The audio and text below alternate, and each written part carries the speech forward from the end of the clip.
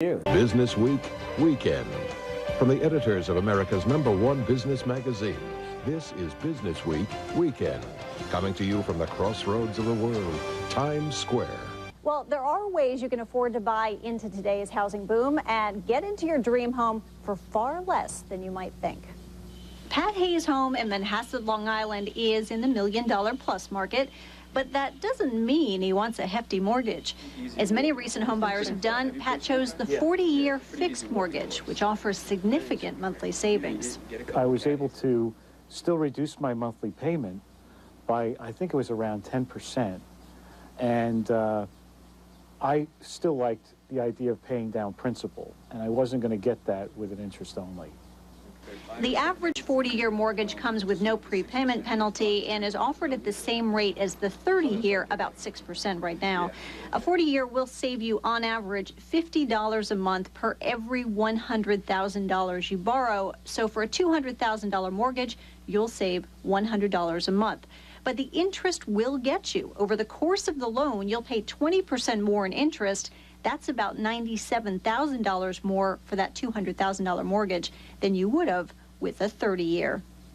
Pat's mortgage broker says a lot of home buyers are looking for ways to reduce their monthly payments. They are turning to interest-only loans designed for people who aren't planning to be in their homes longer than about 5 years. Another very favorable product that's come into vogue the last 9 to 12 months are the interest-only mortgages. They are a little riskier because they're normally fixed for 3, 5, 7, or 10 years. The interest rates on interest-only are slightly higher, but the payments are 20% less. The most popular one is the 5-year fixed interest-only loan at 5.25%.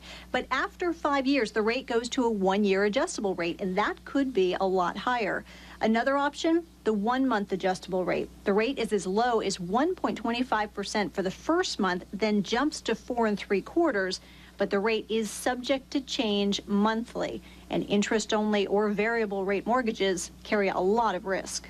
I think that there are households in this country right now and investors that are relying heavily on interest-only loans that's stretching their incomes in order to make that purchase.